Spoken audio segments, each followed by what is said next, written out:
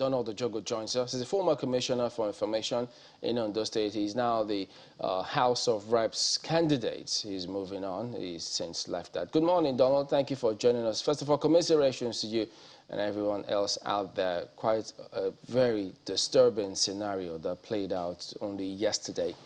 What can you tell us concerning the latest development on this matter? Good morning, Chamberlain. I want to thank you for commiserating with us. Well, yesterday was very horrific. The situation as it is still appears like a dream to most of us in the States. If you recall that the governor had to call short his stay in Abuja to rush back to Owo. We were all with him there and we witnessed what had happened. This is a very dastardly act, highly reprehensible, despicable, and nothing can be more barbaric than what had happened. It's a murderous act that can be described in the best form of man's disapproval to what had happened. As it is, it's like a war. It's a war situation because nothing like that had happened in the Southwest. And starting with Ondo State, particularly the hometown of the governor, calls for very great concern. But as it is, we believe strongly that the security agencies, as at yesterday, swung into action and have been on the trail of these murderers. And quite some actionable intelligence must have been gathered by the collaborating security agencies, which I am not competent to even disclose details about. You know, Donald, what can you tell us about why this happened? I mean, this is much unlike some scenarios that we've seen before, wherein farmers are attacked and then they cite different reasons, or they attack people in certain localities in their homes because sometimes they think they want to sack them and take over the area. But this is a church where people were worshiping. Do you have any information as to why this may have happened? Well, I may not have any information. Whatever information one might want to have, I am not a security man, could just be that rudimentary information that gets to everybody. But the truth of the matter is that we do not need to scramble to know why it had happened. What has happened is a terror attack. It's an attack by terrorists. We don't want to call them bandits. They are terrorists. And the government and the security agencies know that they are terrorists. So we shouldn't belabor ourselves trying to know why it has happened. Because it has always happened in several areas, but because it is happening in this part of our country, we believe strongly that there is a heinous plan by terrorists, whether they are from outside this country or from within the country, to externalize violence across the country. But the danger to this is this. There is a twin possible consequence. One, it is a possible recipe for religious crisis because it happened in the church, in the house of God. And it is also a possible recipe for inter-ethnic crisis. And that is what we pray against. Because inter-ethnic crisis, what happens? It leads to civil war. If that is what people are building upon, I think it will be most unfortunate for this country. But everybody has a duty to ensure that security is made the responsibility of everybody. We have to be vigilant. Security agencies have to be more effective. They have to be more encouraged. For instance, we felt bad yesterday when we got to know that the police was unable to get there. Well, they are also human beings. They also have their limitations and their challenges. But where challenges are unavoidable, we continue to marvel at the situation. The complaint was that the police was not able to get vehicles to that place on time. They came into that place, stayed and shot at people for over 20 minutes, and no security agency was able to get to that place. This calls for concern, and one of the high points of this very unfortunate incident underscores the fact that there is no time Nigeria needs state police than now. We must deepen and take policing to the grassroots. And that is where Nigeria should head now. It will rather strengthen our federalism. It will rather encourage people to be more effective. It will rather make security and policing more efficient and more effective in the country. So to those of us who believe that true federalism should be practiced in all ramifications, there is no time that is right than now for state police to be put in place. Well, there's so many unspoken lines in some of the words that you have said. But I'd like you to give us, I don't know if there has been a very clear description of what transpired. Some people spoke about a bomb blast before there were gunshots. Do we have a clearer picture of what really transpired yesterday in Owo? But there's a clear evidence that explosives were also used. But after the explosives, I think from what we gathered from some of the survivors, they said while they were running outside, because as a result of the explosives that were detonated in the complex, they were just being shot at. So it was in the course of the stampedes that most of these persons died. I think as at yesterday, the number of casualties was 21, but so many other persons are on danger list. As at yesterday, it was 21 officially. Let's flip this to Lagos now. All right. Good morning, Mr. Ojogo. Very, very disturbing event. But can you give us a sense of the terrain?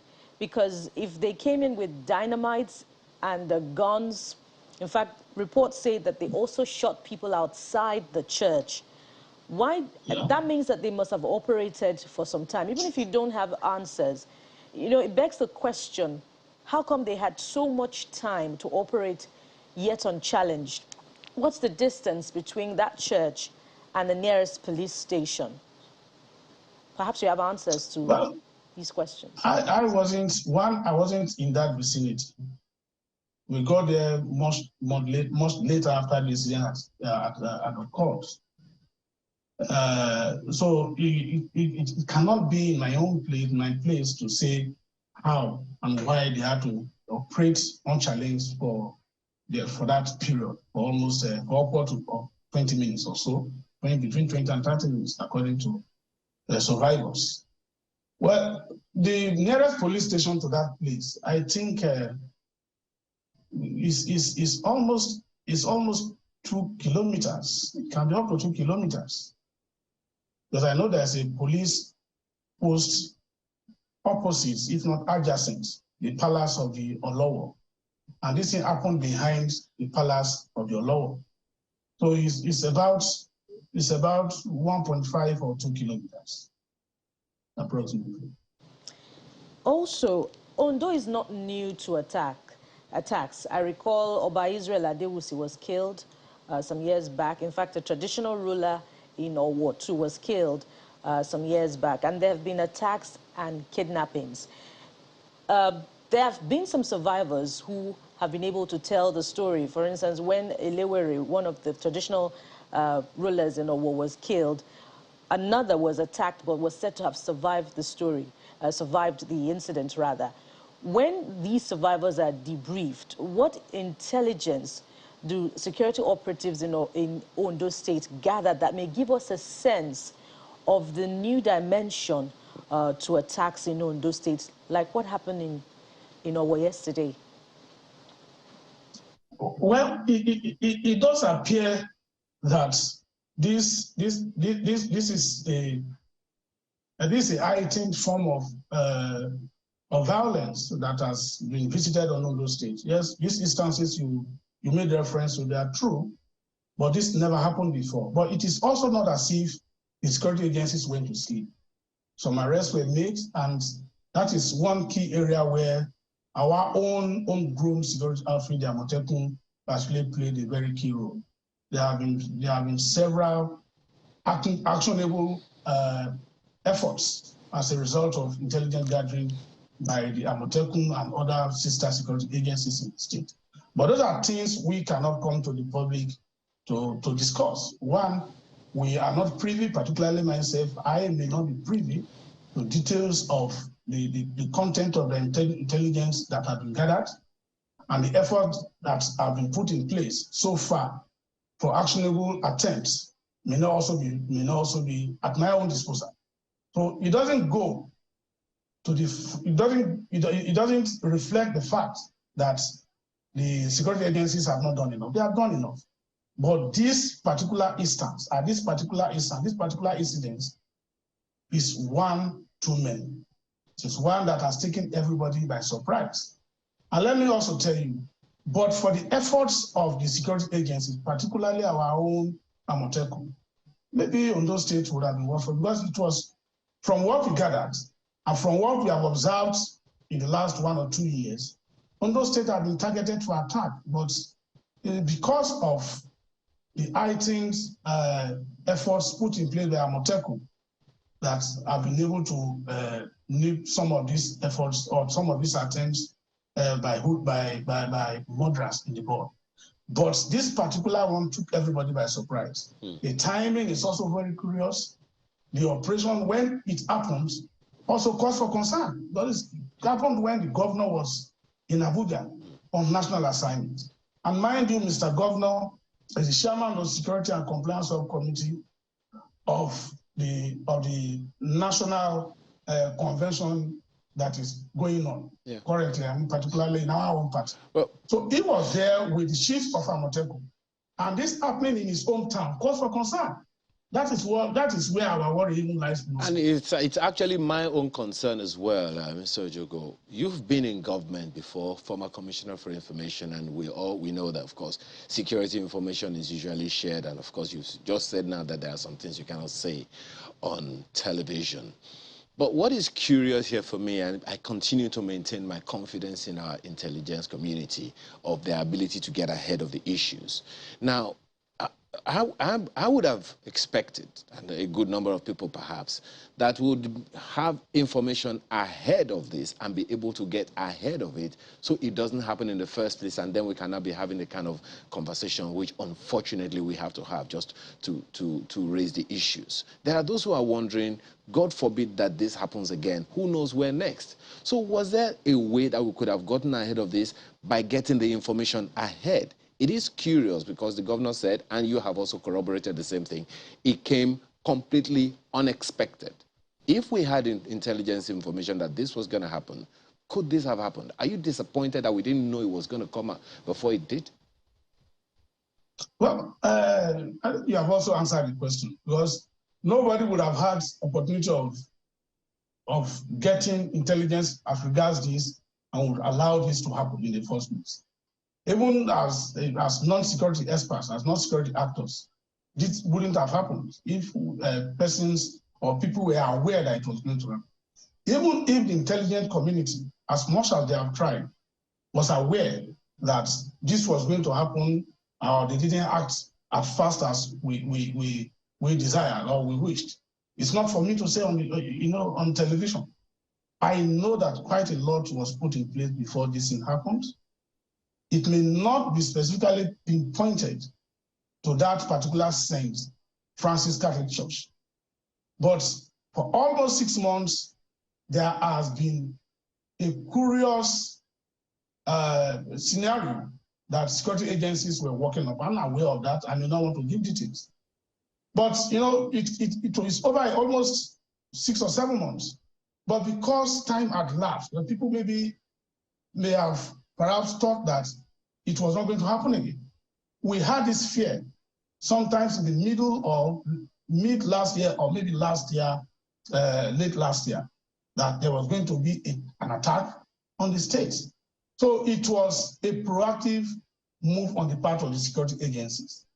We were all aware that they were planning to attack the state, and that resulted in the heightened security architecture and measures that were put in place by the state government. So we thought everything was over because things were going on seamless.